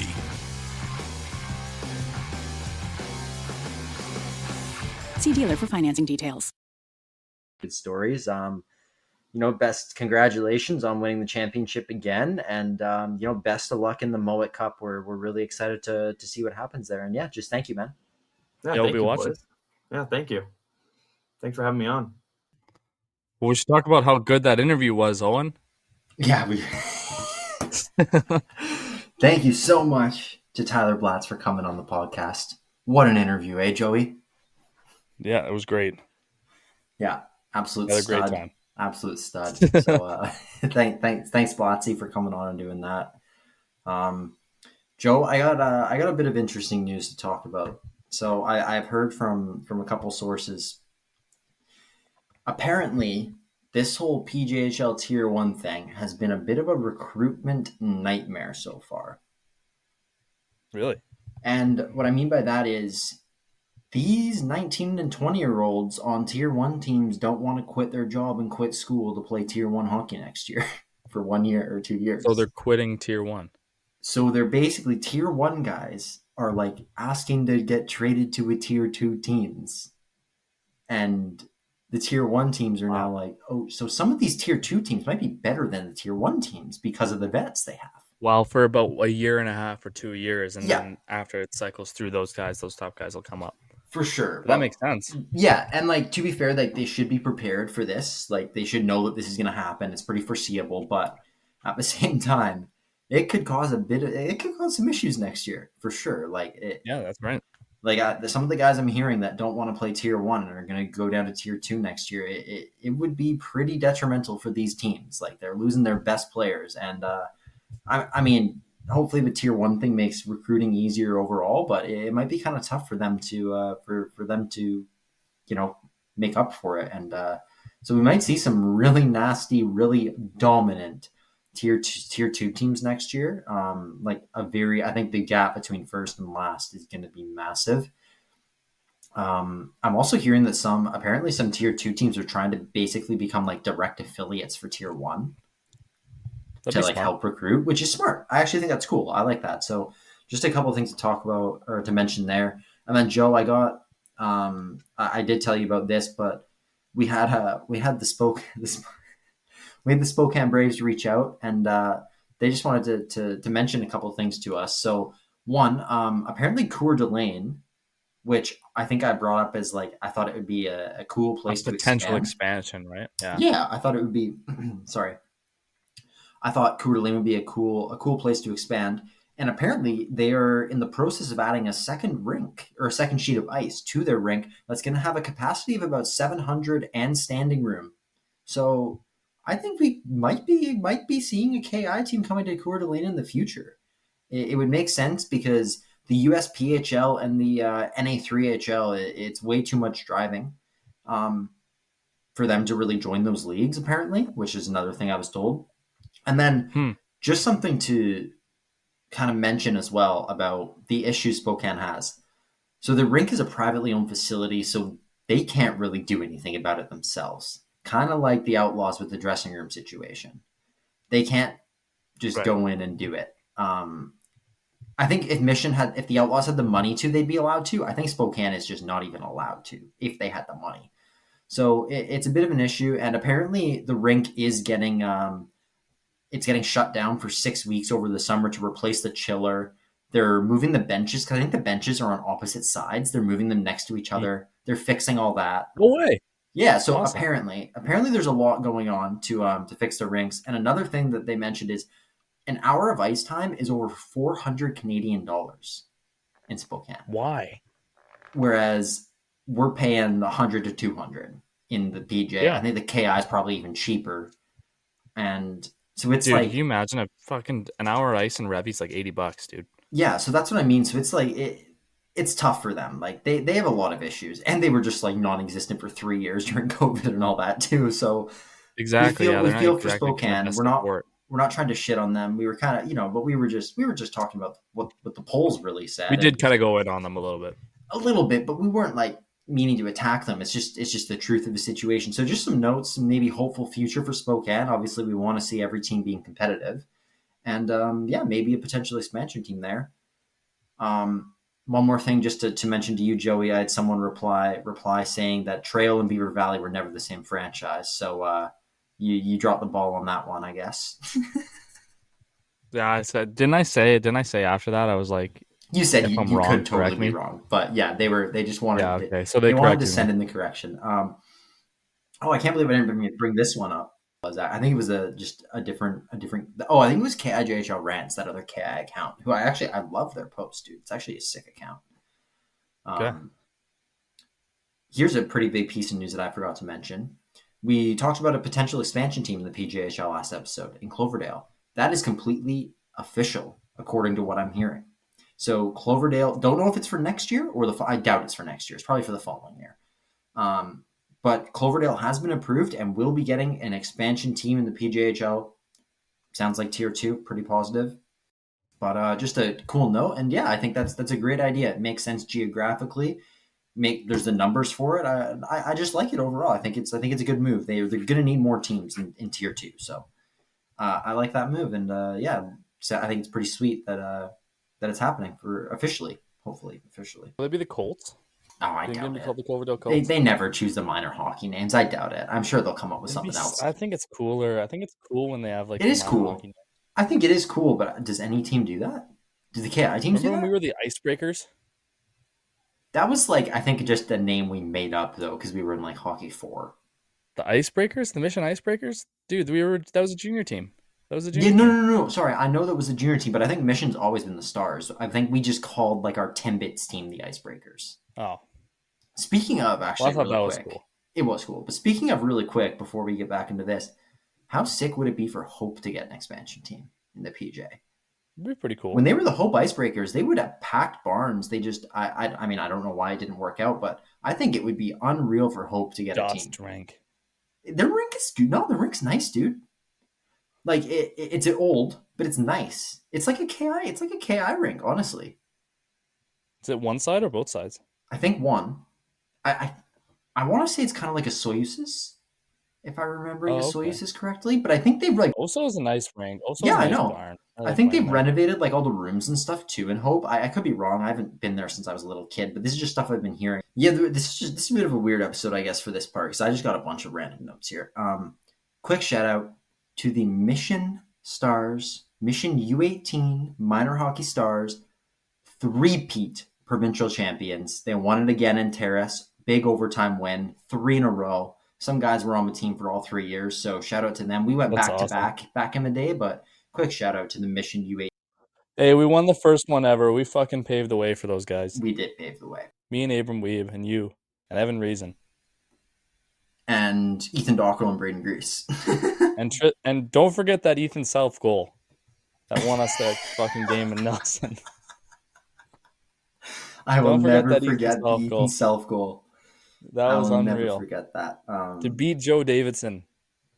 And Noah Quinn, who's playing D1 right now. And Noah Quinn, who's playing D1. With our Abram Weeb, who's also playing D1.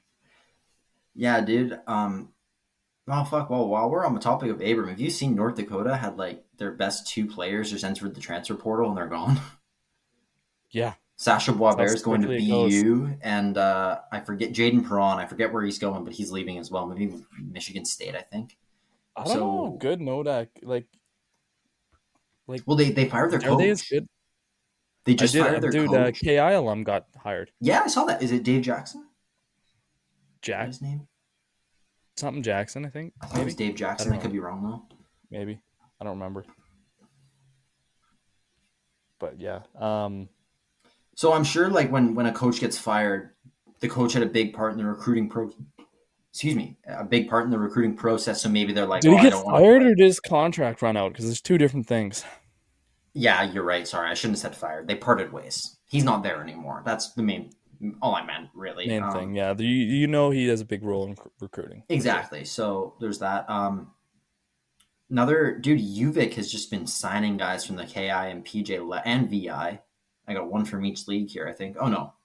Well, technically. Nick Hughes from the Kimberley Dynamiters has committed to UVic.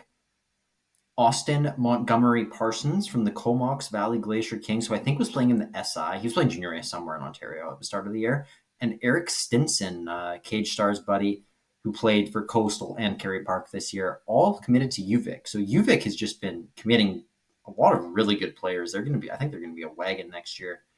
But VIU still pretty good. Lots of good teams. Dude, if Logan Kirky comes back next year, he's going to fucking put up like 6 points a game. Ridiculous. Guy should have went true. D1. Yeah, true, probably. Sorry. Yeah. How about this one, Joe? Port Alberni Bomber, Port Moody Panther, and North Van Wolfpack alumni Callum Tung signs a contract. Oh with yeah, I the messaged him the other New day. York Rangers. Did you?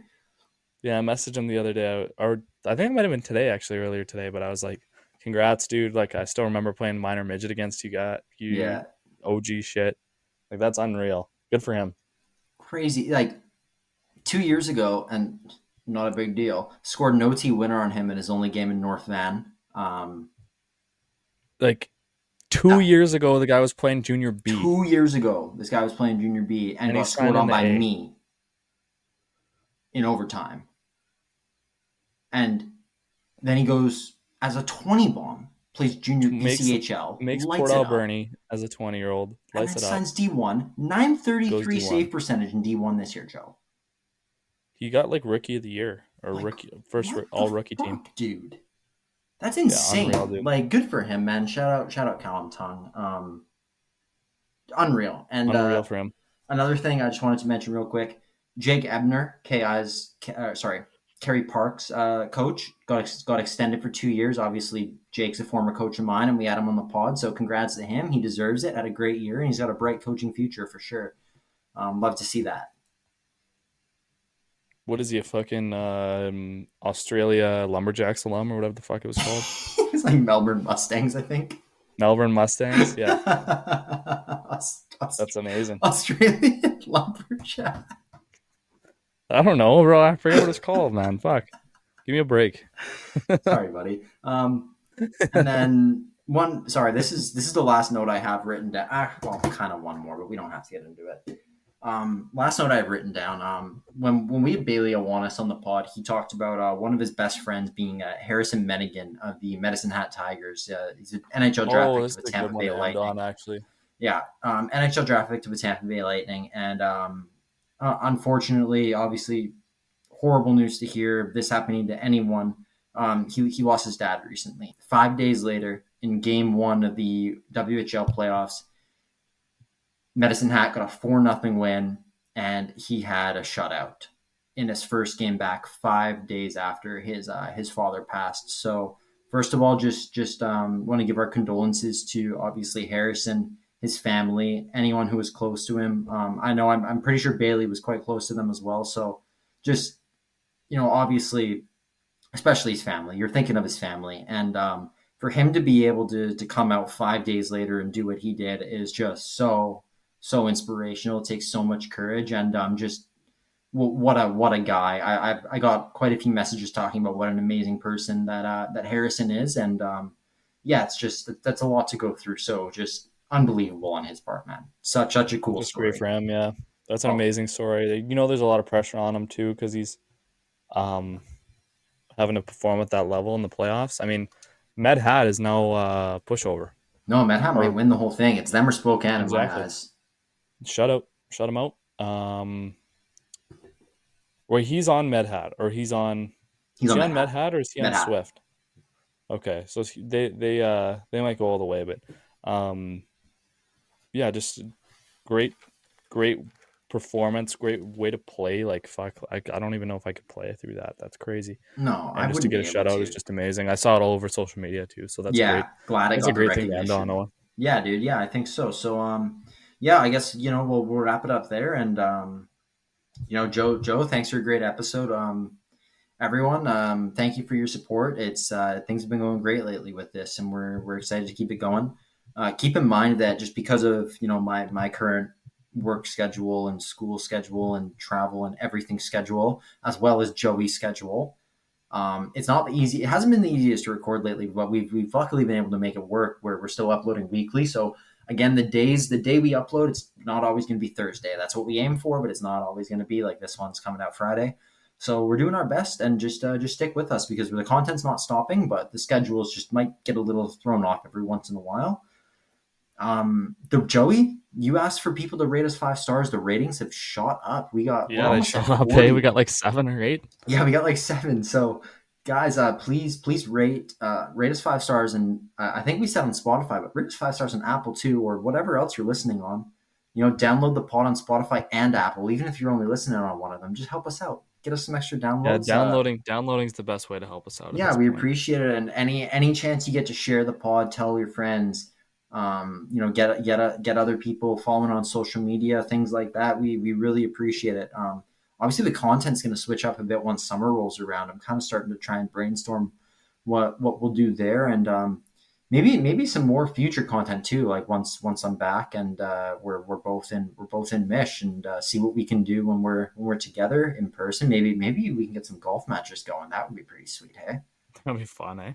I would love to get some golf matches going with some guys around the league. Maybe even one idea I've had from the start that I never even talked about is I would love to do like a PJ and KI invitational. So we invite like 2 guys from every team or something. Or I guess if it was the KI, that'd be a lot. Maybe 1 guy from every team in the KI and do a golf tourney. It would be a lot to coordinate, Ellie. That's a fucking lofty goal. Well, I don't know, dude. Like what? Well, if it was the PJ. 4 guys. The PJ. I think if we did the PJ, we could do it. We could do a PJ invitational. We'd probably have to do like KI divisions. Yeah, there's so many guys from Alberta. That's the problem. There's so many guys from like all over the map in the KI. Good point. Because I was thinking PJ would be way easier. How sick would it be to do like a PJ invitational in Mish and then a KI invitational in Revy? Yeah, good luck. How sick would that be? It would be sick, but it'd be so hard to coordinate. Fair enough, dude. Fair enough. But it's not like you only need. It's not like we're getting the whole league. Like you just need 1 or 2 guys from each team, right? So I'm sure there's plenty of enough local guys to make it work. But anyways, sorry, I just kind of went off track of it there. Please download. Please subscribe to the YouTube. Follow us on X or Twitter, whatever you prefer to call it these days. Facebook too. And obviously the Instagram, dude. Like Facebook. Anywhere where we can get more traction, like we're just trying to grow. Obviously, that's the goal. So, thank you all so much for the support. Thanks, Joey, for a great episode, and stay tuned for next week. Of course, buddy. Awesome.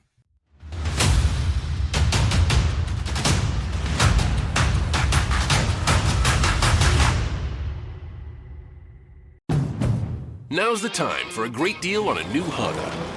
It's time to take an adventure with rugged capability and commanding style. Check out the Honda Ridgeline, Pilot, or CRV. For a limited time, well-qualified buyers can get a 3.99% APR on a 2025 Pilot, 1.99% APR on a 2025 Ridgeline, or a 2.99% APR on a 2025 CRV.